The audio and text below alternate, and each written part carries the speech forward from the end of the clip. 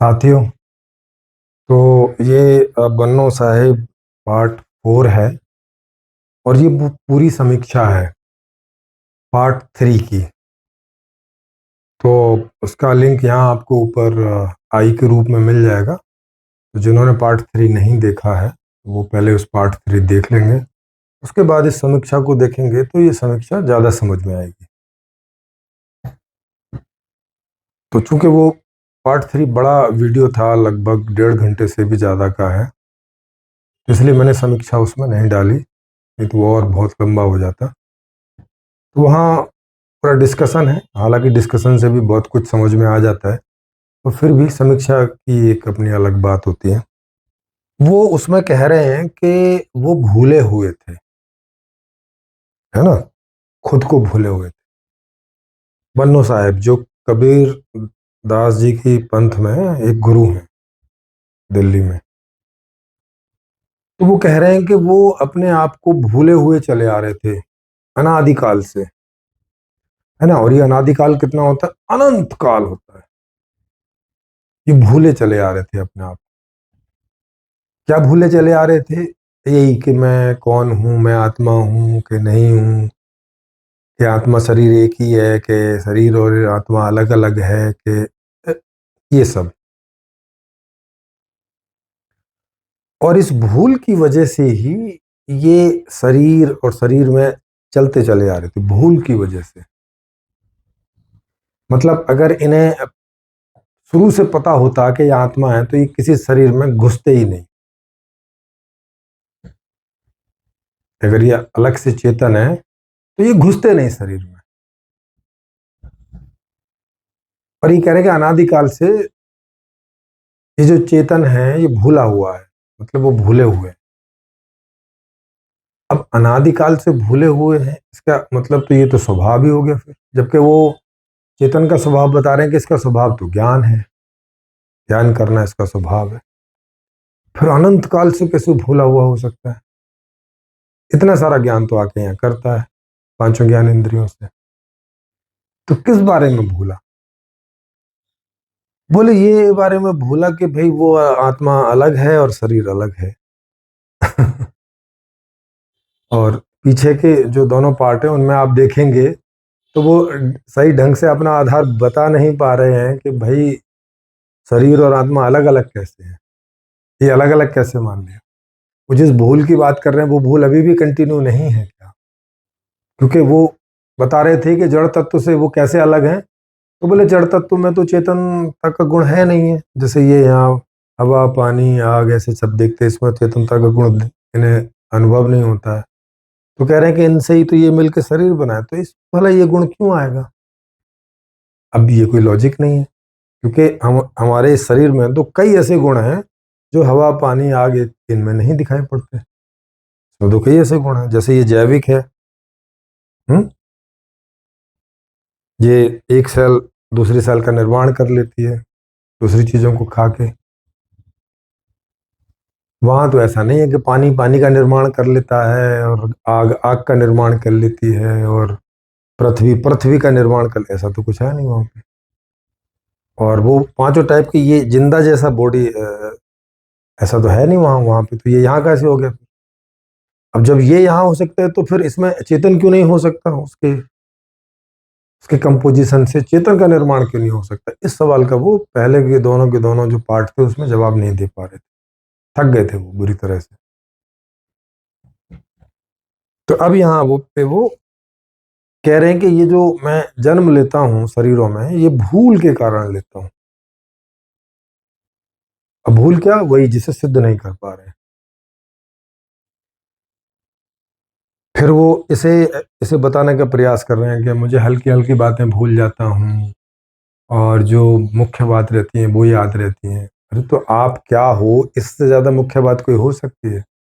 जैसे जब हमारा जन्म हो जाता है हम और हमें पता चलता है कि हमारा ये नाम है, ये मैं हूँ, इस बात को कभी भूलते हैं पूरे जीवन? क्या नहीं भूलते?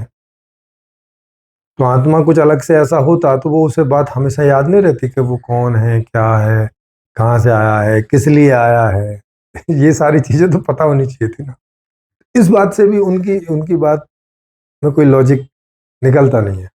तो ये तो सब पता होना चाहिए था ना आपको कि आप शरीर में क्यों घुसे हुए हो, हैं, या किसी ने घुसाया या क्या हुआ, ये सब तो पहले से पता होना चाहिए। इतना ज्ञान तो होता ही है ना, जैसे ये ज्ञान हमें होता है कि कोई इच्छा पैदा हुई तो भाई ये इच्छा हो रही है, ये पता चलता है।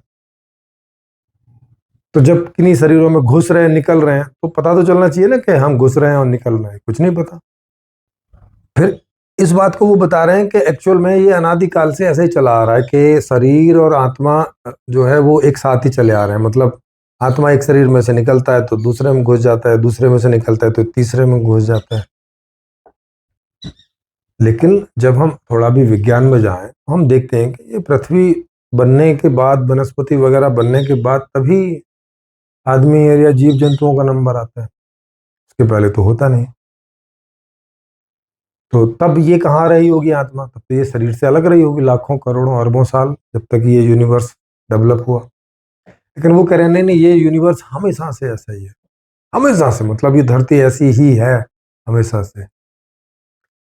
ये बीज बृहस्पति हमेशा से है। ये जितनी भी तरह की प्रजातियां हैं जीवों की, ये हमेशा से ही है, फॉर एवर। तो अगर ये हमेशा से, तो फिर बन्नो साहब हमेशा से क्यों नहीं है? फिर अचानक बन्नो साहब क्यों जन्म लेते और मर जाते हैं? अगर पृथ्वी का जन्म नहीं होता और वो कभी मरेगी नहीं, पेड़ों का जन्म नहीं होता और वो कभी मरेंगे नहीं, ये कह रहे नहीं, ये मर तो रहे हैं लेकिन ये सीरीज सदा से है कि पेड़ से बीज, बीज से पेड़, ये सीरीज जो है ये सदा से है। तो ये अगर ये सदा से होगी तो इससे बनने वाली जो चीजें हैं वो भी फिर सदा ही होनी चाहिए ना। तो ये अचानक कहीं पे टूट जा रहा है हिसाब किताब कि जो सदा है उससे वैसा नहीं पैदा हो रहा जो सदा रहे। जैसे शरीर को, जैसे ये पृथ्वी को बता रहे हैं कि ये सदा से है, लेकिन पृथ्वी पर जो चीजें हैं उन्हें नहीं सदा से बता रहे। वो कह रहे नहीं, वो तो जन्म लेती है और मरती है, हालांकि सदा से ही जन्म ले रही है और मर रही है। नहीं वो कैसे? तो फिर पृथ्वी क्यों नहीं जन्म लेगी और मरेगी? पृथ्वी क्यों सदा से हो जाए? इस बात का उनके पास कोई जो है कोई जवाब नहीं हो पाता होता। फिर उनसे पूछा कि अच्छा चलो, उनकी बात थोड़ी देर के लिए मान ली जाए कि चलो चेतन अलग से है और वो इसमें घुस जाता, तो पूछा काहे के लिए घुसता है?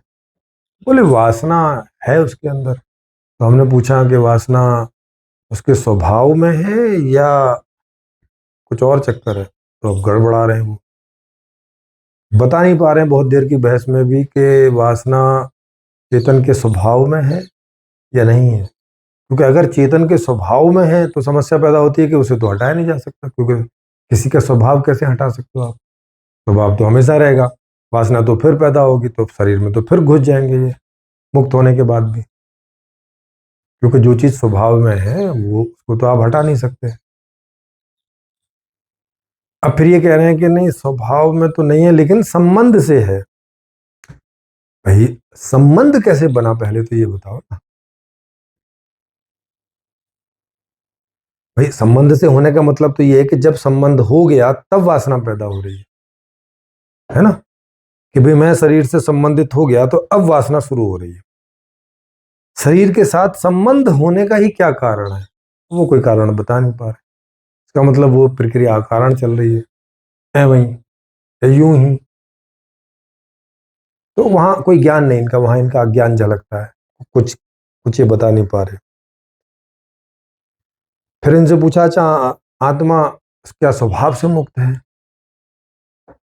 बोलते हैं हाँ स्वभाव से मुक्त है। जब स्वभाव से मुक्त है तो फिर क्यों शरीरों में जा रहा है बार बार? तो कोई जवाब नहीं। अगर इसका स्वभाव नहीं है मुक्तता, तो आप कैसे इसको मुक्तता दोगे? जो चीज स्वभाव में नहीं वो इसको मिलेगी कैसे? और जैसे तैसे कहीं से लाके खींच के दे भी दी तो अब चूंकि स्वभाव में तो टिकेगी कितने दिन? क्योंकि वस्तुएं तो स्वभाव से गतिशील होती हैं, स्वभाव के कारण, तो उनका जो स्वभाव है। अब जैसे आदमी का स्वभाव है, यानी चेतन का स्वभाव है सुखी होना, तो वो सुख का प्रयास सुबह जगने से लेकर और रात के थकने तक करता रहता है। तो अब स्वभाव में मुक्तता नहीं है, क्योंकि बता रहे हैं कि ये अनादिकाल से शरीरों के साथ है। तो मतलब वो तभी हो सकता है जब इसके स्वभाव में वासना हो, क्योंकि नहीं तो वासना के बिना शरीरों का निर्माण होता भी रहे तो ये उसमें आकर्षित ही क्यों होगा? मतलब भूल भुला के भी क्यों आकर्षित होगा? भाई भूल भी जाए तो अपने स्वभाव से तो कहीं जा नहीं सकता। जैसे आग भूल भी जाए कि मेरा स्वभाव जो है वो जलना और जलाना है, तो तब भी तो वो जलेगी और जलाएगी ही ना, दूसरा तो कुछ कर नहीं सकती। तो वैसे ही चेतन का जो स्वभाव होगा वो उसे याद रखे चाहे भूल जाए, व्यवहारित तो उसी आधार से होगा, व्यवहार तो उसी आधार पे ही करेगा ना, कुछ तो और कर नहीं सकता। लोहा सोने की तरह तो व्यवहार नहीं कर सकता ना, चाहे अपने आप को भूले और चाहे याद रखे। याद रखेगा तब भी लोहे का ही व्यवहार करेगा और भूल जाएगा तब भी लोहे का ही व्यवहार करेगा। वैसे ही चेतन अपने आप को भूला रहे, माने इस बात को ना जानता रहे कि मेरा क्या स्वभाव है, तब भी उसी स्वभाव के अंतर्गत ही गति करेगा। जान जाए तब भी उसी स्वभाव के अनुसार गति करेगा। दूसरी गति कर सकता है क्या? दूसरी गति तो नहीं कर सकता। तो अब ये इसमें फंस जा रहे हैं, ये बता नहीं पा रहे कि आत्मा का स्वभाव मुक्त है या वासना है। भाई अगर मुक्त है तो वो तो फिर मुक्त जैसा ही व्यवहार करेगा, चाहे किसी शरीर में ढकेल दो। जो चीज मुक्त है वो तो मुक्त रूप से ही व्यवहार करेगी ना। भाई लोहे को कहीं भी फेंक दो, वो तो उसका जो अपना स्वभाव है उसी हिसाब से अपने आप को बरतेगा। जैसे लकड़ी है, लकड़ी को आग में भी फेंक दो तो लकड़ी चूंकि आग से जल सकती है, इस तरह की एक चीज है तो आग से जल जाएगी। चाहे लकड़ी को ये पता हो कि वो लकड़ी है और चाहे ना पता हो कि वो लकड़ी है। तो ऐसे करके ये पूरी तरह से तरह जगह जगह पे ऐसे फंस रहे हैं। तो ये बता नहीं पा रहे कि आत्मा दरअसल है क्या चीज, फिर इसके गुण क्या है, इसके धर्म क्या है, इसके जैसे वो तत्वों के बारे में बता रहे थे, तत्वों का गुण ये है, धर्म ये है, क्रियाशीलता ये है, वगैरह वगैरह ऐसी चीजें बता रहे। आत्मा के बारे में कुछ नहीं बता पा रहे, क्योंकि जो बता रहे हैं उसी में फंस जा रहे हैं। क्योंकि जो बता रहे हैं वो सिद्ध नहीं हो रहा है व्यवहार में, अनुभवों से, है ना, अनुभवों से मैच नहीं कर रहा है। अच्छा, फिर अगर मैं मुक्त था तो बंधन में कैसे, और अगर मैं वासना में था तो भाई फिर कैसे मैं मुक्त हो सकता हूँ? अगर मेरे स्वभाव में वासना है तो मैं ये बात जान के भी कि मैं वासना युक्त एक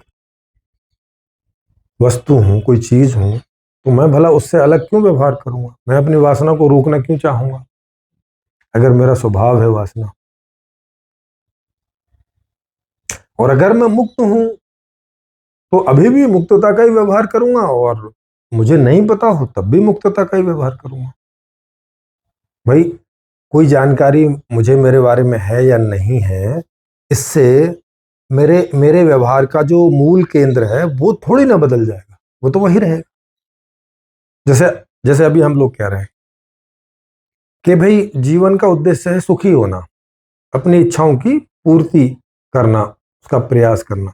तो ये बात जैसे पता है, जैसे ये बात मुझे पता है, मैंने ऐसे अध्ययन करके अपना सब कुछ ऐसे समझ लिया इस बात को, तो अब मैं क्या करूंगा? मैं अपनी इच्छाओं की पूर्ति में ही जाऊंगा, यही करूंगा ना। और जो व्यक्ति नहीं जानता है इस बात को, वो क्या कर रहा है? वो भी अपनी इच्छाओं की पूर्ति में ही लगा है कि नहीं लगा? आप देख लो। जैसे पशु पक्षी हैं, वो तो इस तरह से जानते नहीं है, वो अपनी इच्छाओं की पूर्ति में लगे हैं। या कहीं भी आप चेतन देख लो, वो अपनी इच्छाओं की पूर्ति में लगा है, क्योंकि उससे सुख होता है और दुखों से बचने में लगा है। चाहे वो अपने आप को जानता हो और चाहे अपने आप को नहीं जानता हो, दोनों ही अवस्थाओं में वो, उसका जो सेंटर पॉइंट है वो है यही कि वो अपने आप को सुखी करने की दिशा में ही प्रयासरत रहता है। तो हमारी बात तो सिद्ध हो रही है, इनकी बात सिद्ध नहीं हो रही। क्योंकि अगर वासना में है आत्मा तो आप उसे जान लो और या नहीं जान लो, व्यवहार तो वासना में ही रहेगा हमेशा। क्योंकि गुण जो है वो गुणी से अलग नहीं होता।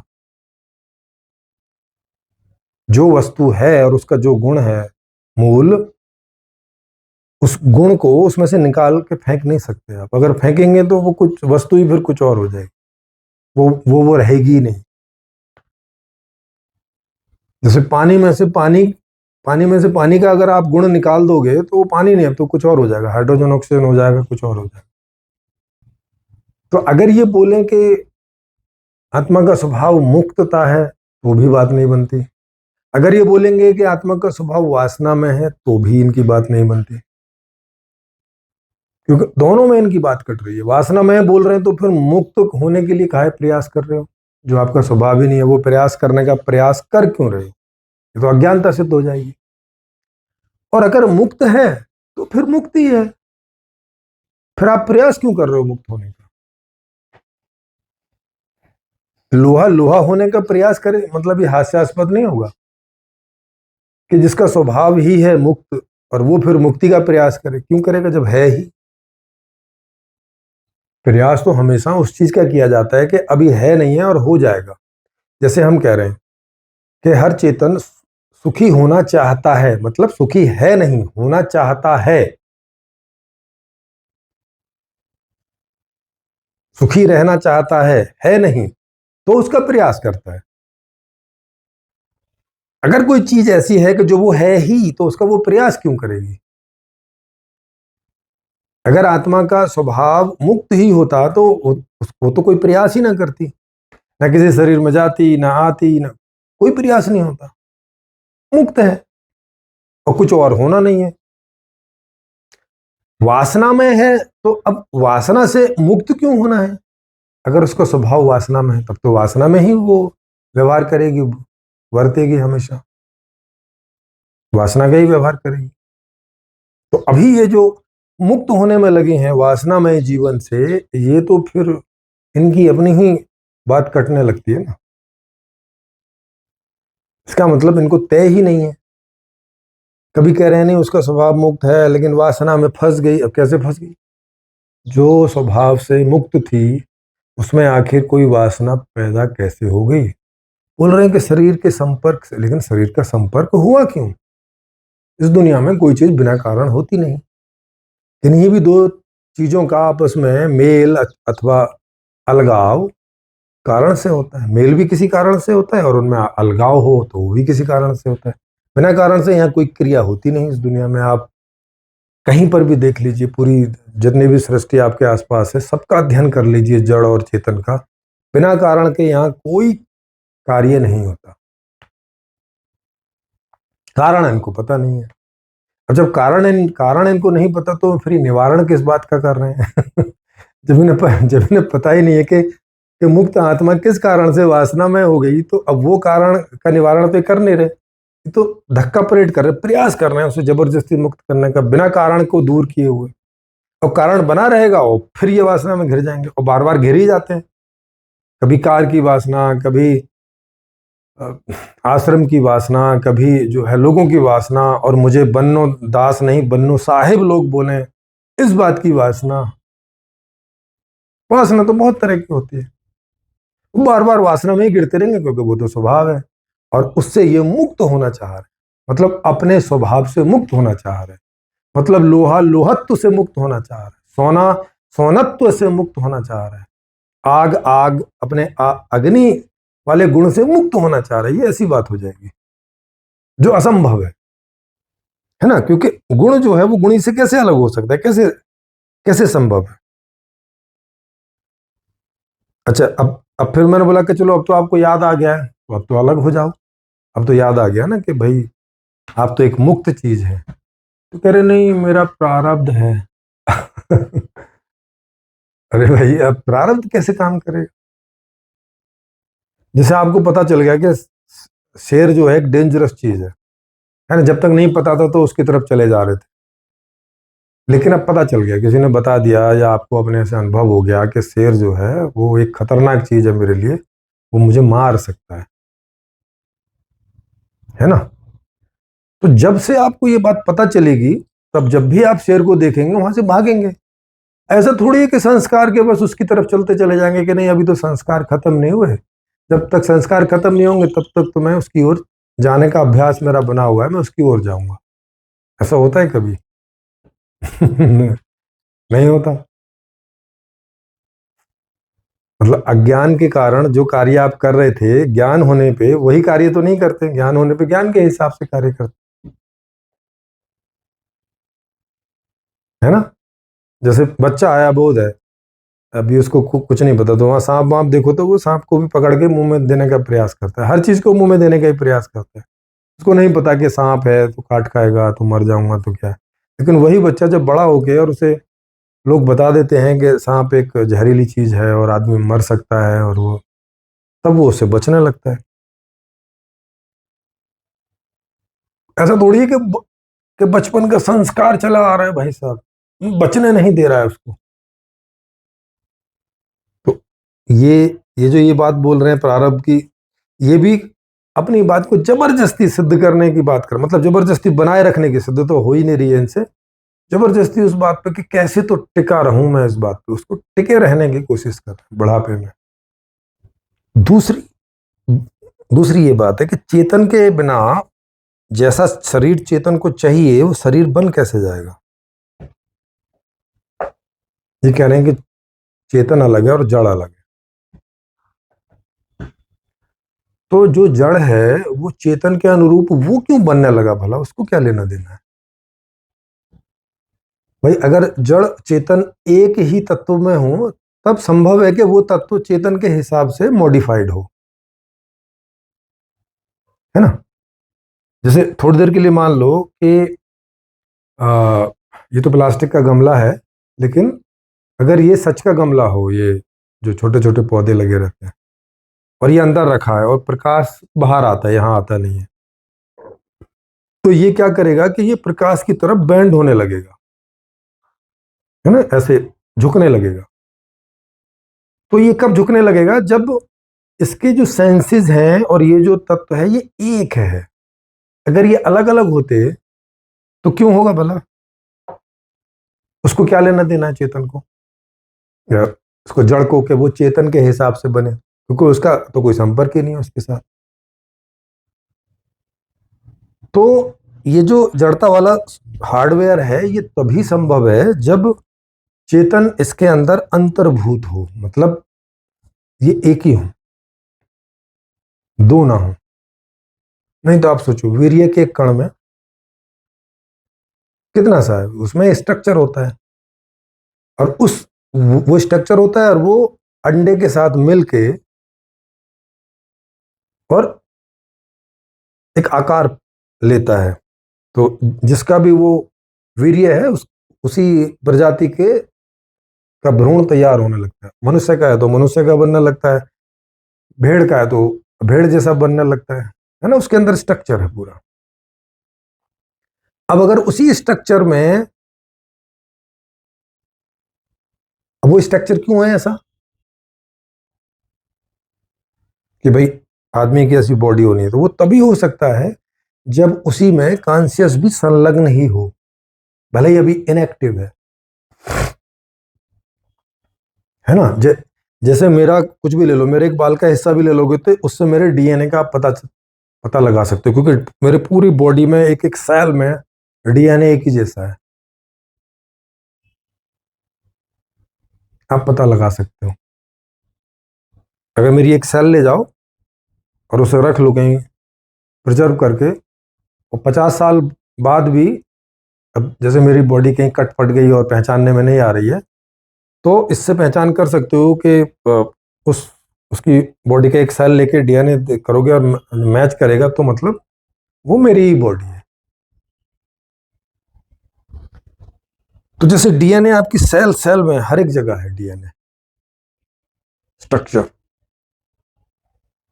तो ऐसा कब हो सकता है, ऐसा तभी हो सकता है जब डीएनए का स्ट्रक्चर और जो पदार्थ है वो एक ही वस्तु है भाई साहब, दो नहीं है अलग अलग।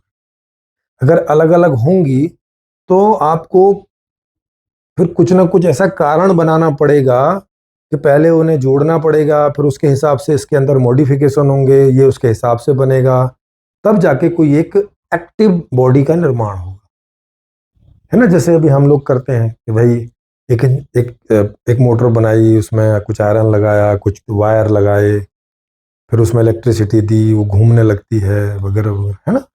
इस प्रकार के हम लोग मॉडिफिकेशन करते हैं बहुत सारी चीज़ों में, कि कुछ लोहा लिया, कुछ ये लिया, कुछ वो लिया, अलग अलग सी चीज़ों का। अब करता कौन है? ये चेतन। ये क्यों करता है? क्योंकि इसके दिमाग में पूरा एक स्ट्रक्चर है कि मैं इसको ऐसे ऐसे करूंगा तो एक वर्केबल बॉडी बन जाएगी जैसी मुझे चाहिए। एक बस बन जाएगी, कार बन जाएगी, मोबाइल बन जाएगा, कंप्यूटर बन जाएगा, बल्ब बन जाएगा। हुँ? तो एक कोई चेतन है जो इन सब चीजों को जानता समझता है। तो ये बॉडी कैसे बन जाएगी अगर वहां पे वो इनएक्टिव रूप में भी नहीं है तो? क्योंकि दिशा कहां से मिलेगी? वो स्ट्रक्चर से मिलेगी। स्ट्रक्चर कहां से है? स्ट्रक्चर वही है मूल में।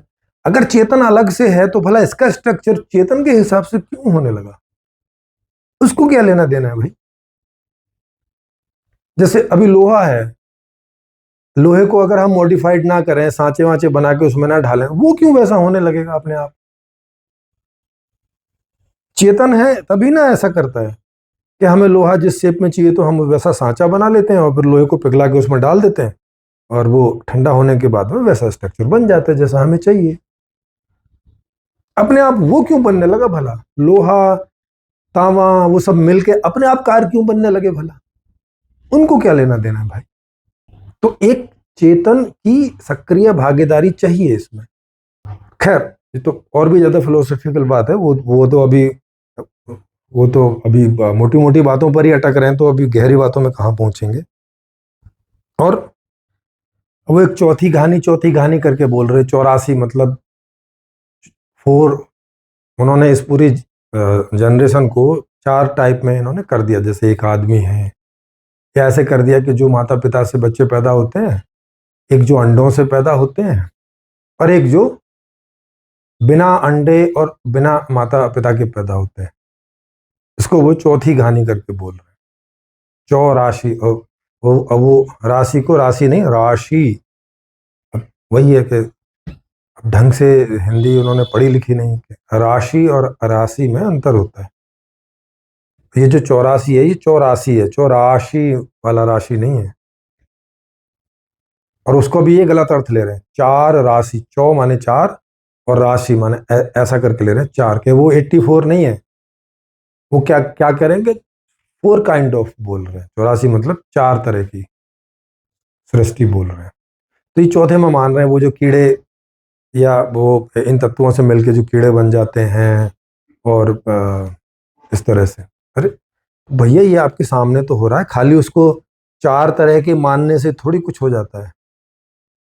कॉन्शियसनेस पैदा हो रही है ना, जैसे कीड़े में पैदा हो रही है कि वो जैसे हमारी टांग में कहीं फोड़ा वोड़ा हो जाए, वहां भी हो जाते हैं, उनकी संख्या भी बढ़ने लगती है। सिर में जूएं हो जाती है,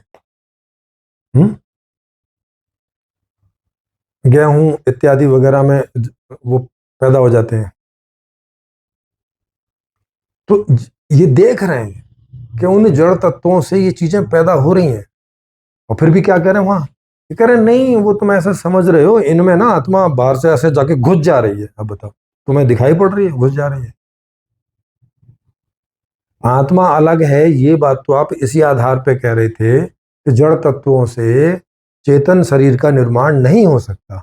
इसी आधार पे तो कह रहे थे, और वो हो रहा है, दिख रहा है हमें कि वहां ना कोई माता पिता सेक्स कर रहे हैं, ना कोई मुर्गी अंडा दे रही है। हम्म? वो कैसे हो रहे हैं? वो सीधा सीधा दिख रहा है।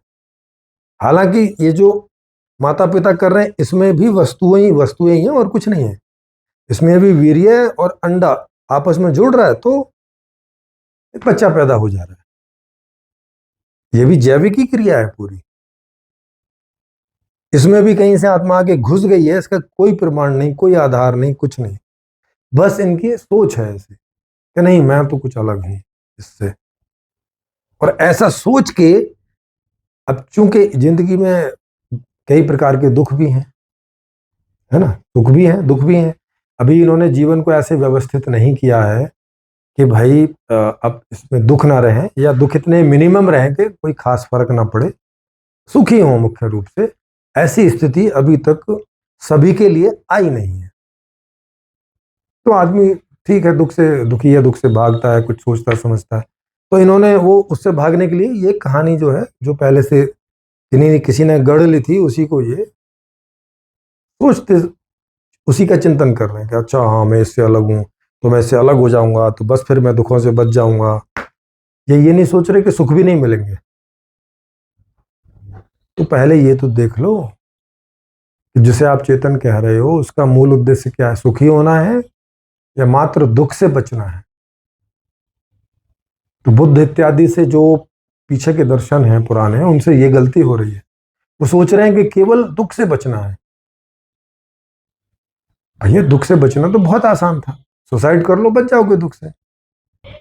लेकिन चक्कर दुख से बचने का नहीं है, मूल चक्कर है सुख पाने का। उसके लिए जिंदा रहना पड़ता है, मर के नहीं वो प्राप्त कर सकते।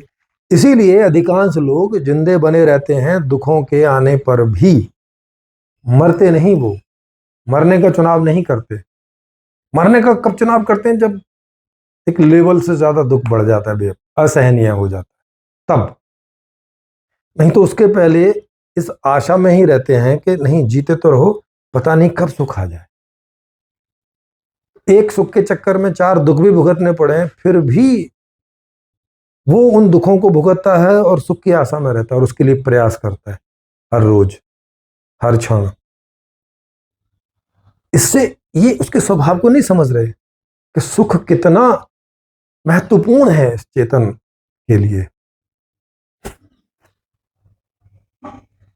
और अभी भी लगे हैं उसमें, जबकि कि बढ़िया बढ़िया सी जगह में रह रहे हैं, कार अच्छी खासी ले रखी है, कूलर ले रखा है, तो पैसे कम होंगे, नहीं तो एसी भी जो है लगवा लेते।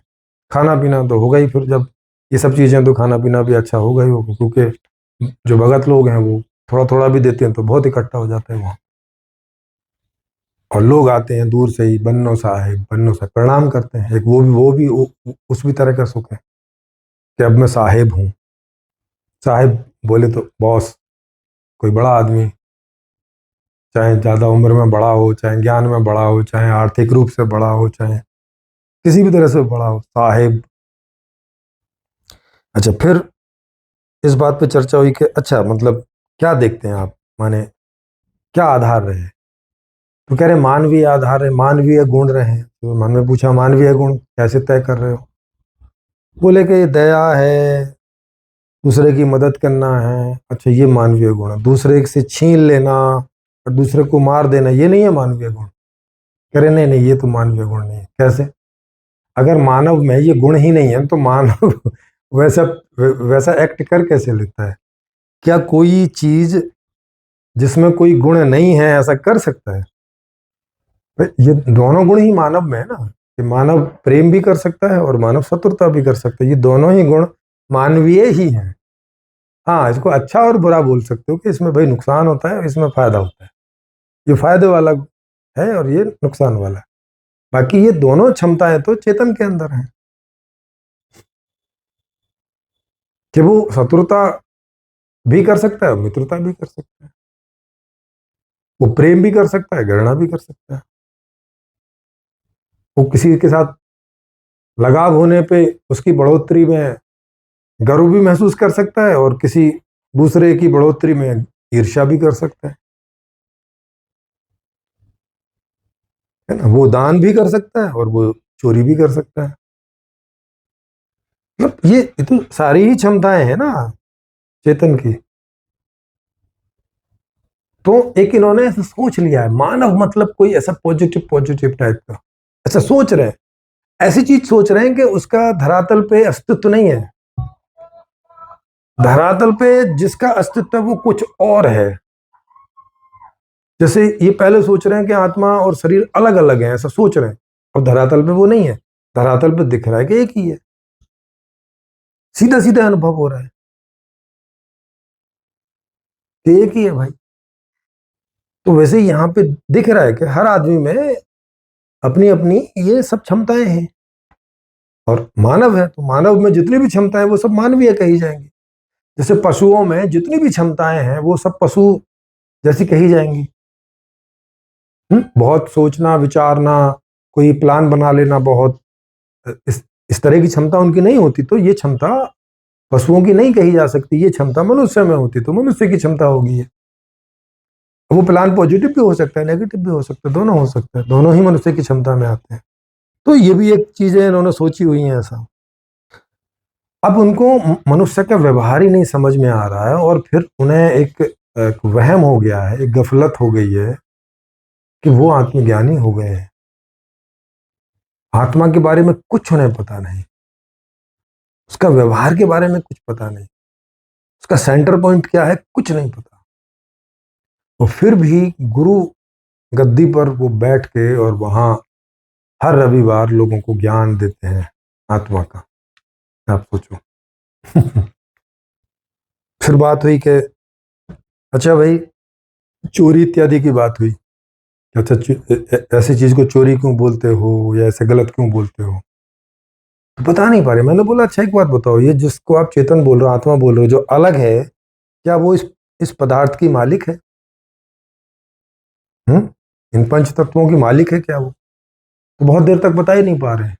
पहले कह रहे हैं नहीं मालिक कैसे होगी, जब मालिक है नहीं है तो भाई कोई भी उठा के ले जाओ, फिर चोरी का है बात की।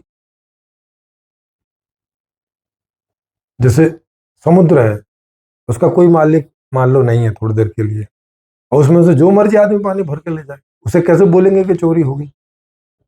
चोरी तो तभी हो सकती है जब वो जगह किसी की मालकियत में हो और उसको पूछ के आप पूछे बिना ले जा रहे हैं, तो वो कह सकता है भाई तुम चोरी कर रहे हो। अच्छा, फिर बहुत देर बाद में कह रहे हैं कि नहीं नहीं हाँ है तो उसकी मालकियत है, पर संबंध के हिसाब से मालकियत है। अरे संबंध के हिसाब से कैसे मालकियत है? तो या तो मालिक होगा या तो नहीं होगा। चेतन या तो इन पंच तत्वों का मालिक होगा और या तो नहीं होगा। संबंध में मालिक है। हम यहाँ ऐसा मान लेते हैं कि ये कागज मेरे काम का है तो इसे मैं अपना कहने लगता हूँ, चूंकि यहाँ की व्यवस्था में से कहा गया है कि चलो ये मेरी है। तो फिर आप यहाँ की व्यवस्था की बात कर रहे हो, उसका मतलब तो यहाँ तो हर देश में अलग अलग व्यवस्था है। एक ही देश में एक बात को चोरी बोल देते हैं और दूसरे देश में उसी बात को चोरी नहीं बोलते, है ना? क्योंकि हर देश में चोरी के अलग अलग मापदंड हैं। जैसे कई देशों में वेश्यावृत्ति एक काम है, एक जॉब है, कई देशों में ये अपराध है, नहीं करने योग्य है। कई देशों में ये जॉब है कि भाई आप खुशियां बांट रहे हैं लोगों को पैसा ले लेके। ये एक सर्विस है, सर्विस सेक्टर में आती कई देशों में। तो ये सारे नियम तो हम यहाँ जो बना रहे हैं वो तो कुछ सोच समझ के बना रहे हैं, या वो तो ऐसे बना नहीं रहे सोच के कि भाई आत्मा तो अलग है शरीर तो अलग है, ऐसे सोच के तो कोई नियम बन नहीं रहे किसी देश के। देश के नियम तो यही सोच के बन रहे हैं कि आदमी है, सुखी होना चाहता है, दुख से दूर होना चाहता है, तो अब उनकी जितनी भी बुद्धि समझ है उससे वो एक नियमों का, कानूनों का एक ऐसा समुच्चय बनाने का प्रयास कर रहे हैं कि जिससे कम से कम दुख रहे और अधिक से अधिक सुख की वृद्धि हो। ऐसी सोच के अभी तक हो नहीं पाया ऐसा, ये एक अलग बात है, पर विचार यही रहता है, पहले प्रयास यही रहता है सभी का। वो चाहे कोई अपना घर चला रहा हो उसका भी यही प्रयास है, चाहे कोई अपनी जिंदगी चला रहा हो उसका भी यही प्रयास है, चाहे कोई एक समाज चला रहा हो उसका भी यही प्रयास है, चाहे बहुत बड़ा देश कोई चला रहा हो उसका भी वही प्रयास। सेंटर पॉइंट जो है वो वही है कि सुखी होना है। तो आप जिस ज्ञान की बात कर रहे हो वो ज्ञान तो इससे मैच ही नहीं करता है। यहाँ की सारी व्यवस्था से आप जिस ज्ञान की बात कर रहे हो उसकी तो कोई मैचिंग ही नहीं है। अब या तो ये सारा अज्ञान है जो हम यहाँ कर रहे हैं, और या तो आपकी बात अज्ञान है। दोनों एक दूसरे के विपरीत है। आप कह रहे हो कि जन्म मरण से छुट्टी, और यहाँ व्यवस्था हो रखी है कि नहीं जन्म भी लेना है और जीना भी है और मरना भी है। यहाँ तो ऐसी व्यवस्था है। नहीं तो अपने सारे कबीर पंथियों को बोलो कि आप नए बच्चे पैदा करने तो बंद करो। जब उन्हें मुक्त रास्ते पे लेके जाना है, शरीरों में नहीं आने देना है, तो शरीर नहीं पैदा करो ना, क्योंकि शरीर पैदा करोगे तब ना कोई आत्मा घुसेगी उसमें। जब शरीर का ही निर्माण नहीं होगा तो आत्मा तो नहीं घुसेगी। तो आप बचाओ ना उसको, लेकिन बचा नहीं रहे। ऐसे ही सारे बुद्धिस्ट हैं, कह रहे हैं कि ये जो संसार है ये दुखालय है, ये दुख है यहाँ पे, और फिर भी इतना सा नियम नहीं बना रहे हैं कि भाई बच्चे नहीं पैदा करो। बच्चे नहीं पैदा करोगे तो बात ही खत्म हो जाएगी, क्योंकि नेचर अपने जबरदस्त अपनी तरफ से तो पैदा कर नहीं देगी। और अब तो कंडोम लगा के सेक्स कर सकते हो। अब तो ये भी नहीं है कि चलो भाई वो प्रकृति सेक्स के लिए हमें प्रेरित कर देती है जोर से और रुका नहीं जाता। हाँ, तो अब तो कंडोम लगा के कर सकते हो, बच्चा नहीं होगा। लेकिन नहीं, सारे बुद्धिस्टों को देखो, अधिकतम जितने बुद्धिस्ट हैं सब बच्चे पैदा किए चले जा रहे हैं। तो माने ये अपनी अपनी किसी आइडियोलॉजी के आधार पे भी नहीं जी रहे हैं और फिर भी जोर उसी में लगा रहे हैं। मतलब अगर इनसे बातचीत करो तो जोर उसी में लगा रहे हैं कि बुद्ध ने जो बोला ठीक, कबीर ने जो बोला ठीक, चल नहीं रहे हैं उसके ऊपर में। नहीं तो चलना तो बहुत आसान है कि भाई सुसाइड करो, बात खत्म हो गई। और या कम से कम अब बच्चे ना पैदा करो आगे ना। बच्चे भी पैदा करेंगे, सुसाइड भी नहीं करेंगे, जिएंगे भी, कार भी चाहिए, एसी भी चाहिए, बढ़िया खाना भी चाहिए, बढ़िया धुले धुलाए साफ कपड़े चाहिए, बढ़िया जगह चाहिए, हवादार है, लोग चाहिए जो थोड़ी थोड़ी बहुत सेवा कर सकें, इनका खाना बना सकें, इनके कपड़े धो सकें, सुख सुविधाएं सारी चाहिए। और फिर भी इसे ये दुखाले बोल रहे हैं। सुख की आशा भी कर रहे हैं, प्रयास भी कर रहे हैं, और सुख मिल रहा है तो उसे ले भी रहे हैं, और फिर भी दुखाले बोल रहे हैं। देखो इनका ज्ञान, देखो इनका भ्रम, और देखो इनकी अज्ञानता का लेवल, कि सुबह से शाम तक सुखों की का भोग कर रहे हैं, उनकी इच्छा कर रहे हैं, उसका उसका प्रबंधन भी कर रहे हैं, व्यवस्था भी कर रहे हैं। जैसे हमारे साथ जो आए थे वो उनको बोल रहे थे कि मुझे खाना बना दो मेरे लिए।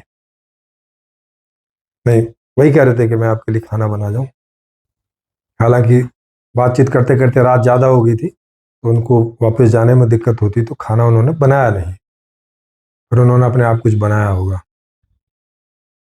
लेकिन सुख सुविधाएं हैं सारी, फिर भी दुखाले बोल रहे हैं। मतलब ये तो बिल्कुल तो अंधेर कर दी जैसी बात है कि जैसे चीज सामने दिख रही है और फिर भी बोल रहे हैं है ही नहीं है जी, है ही नहीं है जी। मतलब अंधेपने का भी एक कोई लिमिट है जो तोड़ रखी है इन्होंने। फिर इन्होंने, क्योंकि अब अगर ये बोलते कि तत्वों के मालिक हैं तो फिर उससे मुक्त होने की जरूरत क्या है, क्योंकि मालिक चीजों से क्यों मुक्त होना चाहेगा। भाई चीजें तो उपयोग के लिए होती है, तुम जैसा चाहोगे वैसा उपयोग कर लोगे, नहीं चाहोगे तो चीजें पड़ी रहेंगी। चीजें थोड़ी ना आपके मुंह में आके घुसती है जबरदस्ती। तो चेतन ही ना कोई कोई ऐसा प्रयास करता है तो चीजों के साथ इंटरेक्शन करता है। अगर वो उनका मालिक है, अगर वो ऐसा बोलते तो इसलिए बोल नहीं रहे थे। फिर भी वहां जो चीजें हैं उसमें मालिकियत दिखाते हैं कि ये मेरा ज्ञान है, ये मेरा शरीर है, ये मेरा घर है, ये मेरी गाड़ी है, ये मेरा ये है, ये मेरा वो है, इसे मैं इस्तेमाल करूंगा या मेरे लोग इस्तेमाल करेंगे। मतलब फंस गए हैं ये अपनी आइडियोलॉजी में, एक गलत आइडियोलॉजी फंस के रह गए। एंजॉय भी करना चाहते हैं, मुक्त भी होना चाहते हैं, मतलब बड़ी मजबूरी जैसा जीवन हो गया इनका। मजबूर हो गए, समझ में नहीं आ रहा है कि भाई मुक्त होना है या सुखी सुख प्राप्त करना है, मुक्त होना है कि सुख प्राप्त करना है ना। ऐसे ऐसे चल रहा है। थोड़ा सा तो मुक्त हो लूं, अच्छा थोड़ा सा तो सुख ले लूं, अच्छा थोड़ा सा तो मुक्त हो लूं, अच्छा थोड़ा सा तो सुख ले लूं। अब ये दोनों बिल्कुल विपरीत दिशाएं हैं, तय नहीं कर पा रहे हैं, बूढ़े हो गए हैं। और बता रहे हैं 25-30 साल पहले से इन्हें सब ये समझ में आ गया था। जो अभी इन चर्चाओं को आपने सुना होगा, जो ये आपको समझाने का प्रयास कर रहे हैं आपको और हमें, इन्हें ये 25 साल पहले ही जान समझ गए थे। 25 साल से यही किए जा रहे हैं, थोड़ा मुक्त हो जाऊं, थोड़ा सुख भोग लूं, थोड़ा मुक्त हो जाऊं, थोड़ा एक बढ़िया सा आश्रम बना लूं, एक कार ले लूं। इसी में लगे हुए। तो ये एक भ्रम की अवस्था है, इल्यूजन की अवस्था है, क्या बोलते हैं उसे, मतलब अभी विवेक नहीं पैदा हुआ। जैसे ये बार बार विवेक करो तो विवेक करो तो बोलते हैं ना, अभी इन्हें तय ही नहीं हो रहा है कि मुक्त होना है कि सुखी होना है ना? कह रहे नहीं, जब तक शरीर है जब तक तो ये सब तो रहेगा है। अरे तो सारी सारी फिलोसफी तो जब तक शरीर है उसी की है ना। जब जब शरीर नहीं होगा तब का क्या मतलब है। सारी फिलोसफी, सारा प्रयास, सब कुछ जो है वो तो जब तक शरीर में है उसी का ही है ना। तो ये कह रहे नहीं, जब तक शरीर में है जब तक तो सुख ले लें, फिर बाद में मुक्त हो जाएंगे। अरे तो फिर बाद में हो जाना, अभी तो सुख की बात करो ना फिर। नहीं, बात नहीं करेंगे सुख की, लोगों को नहीं बोलेंगे कि नहीं सुखी होना है, लोगों को तो ये बोलेंगे तुम त्यागो, सब आश्रम में छोड़ जाओ, अपना त्याग करो। खुद नहीं त्यागेंगे, क्या आश्रम का त्याग करते हैं, चारपाई का त्याग करते हैं, कपड़ों का त्याग करते हैं, भोजन का त्याग करना खुद नहीं करेंगे, लोगों से करवाएंगे। बोले वो कबीरदास जी का लिखे, साईं इतना दीजिए जा मैं कुटुंब समाए, मैं भी भूखा ना रहूं साधु भी भूखा ना जाए। तो साधु की चिंता तुम क्यों कर रहे हो? तुम्हारी कोई जिम्मेवारी है साधु की? जब मैं था तब हरि नहीं, अब हरि है मैं नहीं। अच्छा, और इनका ये लगता है कि कबीरदास जी में भी कई सेक्ट हो गए हैं, ये ईश्वर को नहीं मानते।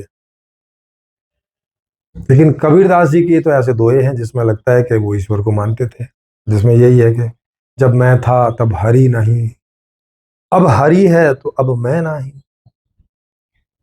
माने वो जीवत्व को और ईश्वरत्व को ऐसा कुछ मान के चल रहे हैं कि जब तक जीवत्व है तो हरित्व नहीं है, और जब हरित्व है तो अब जीवत्व चला गया। वो वो भी वही कह रहे हैं कि पहले वो पंजे में थे, पहले वो फंसे हुए थे, और अब मुक्त हैं। हरि मतलब वो शायद मुक्त, हरि को मुक्त जैसा बोल रहे हैं। तो बहुत घालमेल है इनकी इस चीजों में। आशा है आपको ये सब चीजें समझ में आई होंगी, और हम लोग एक पूरी नई व्यवस्था भी लोगों को दे रहे हैं, नया दर्शन तो दे ही रहे हैं, संपूर्ण जीवन दर्शन के नाम से, संपूर्ण समाधान के नाम से एक नई व्यवस्था भी दे रहे हैं, जिसमें हर व्यक्ति जन्म से ही और जब तक भी उसका जीवन रहेगा वो पूरे सुख से जिएगा। पूरे सुख से जिएगा का मतलब जो इच्छाएं उसको होती रहेंगी उनकी पूर्ति होती रहेगी स्वाभाविक रूप से, बिना कोई चकल्लसबाजी करे, बिना कोई चोरी झूठ कपट फिरौती बलात्कार, कुछ भी बिना सब किए न जो इच्छाएं होती रहेंगी, उन सब की व्यवस्था इस प्रकार की वहां की है कि एंजॉय में रहेंगे पूरे लाइफ। कोई तत्वों से मुक्त होने की जरूरत नहीं है। हो भी नहीं सकते, है ना, संभव भी नहीं है। ये तो मैंने उनसे पूछा था कि ये सृष्टि कब से चल रही है, वो अनंत काल से। अच्छा, तो अनंत काल से जब कोई इससे मुक्त नहीं हुआ तो आप कैसे हो जाओगे? कैसे संभव होगा? और अगर ऐसे मुक्त हुआ जाता तो अब तक तो हो गए होते ना, क्योंकि तो अनंत काल तो बहुत लंबा होता है। एक भी मुक्त आदमी आगे नहीं बता रहा है कि मैं मुक्त हो गया हूं। आत्मा है तो आगे बता दे, है, शरीर लेके आ जाए खाली बताने के लिए, ये लो शरीर ले लिया। अब जो बता देते हैं ना, अब वो बताने भी नहीं आ रहे, तो फिर भी अकल के अंधे हो रखे हैं। खैर, किन्हीं को लगे कि मैंने ये समीक्षा ठीक नहीं की है तो मेरा नंबर नीचे जगह जगह में फ्लैश होता रहता है इस वीडियो में, नहीं तो डिस्क्रिप्शन में भी नीचे नंबर रहता है 9013383424। मुझे कॉल कर सकते हैं, मुझे व्हाट्सएप पे आप संपर्क कर सकते हैं, और लाइव ऑनलाइन चर्चा के लिए मैं आपकी व्यवस्था कर दूंगा, तो उसमें आप सम्मिलित हो सकते हैं जी।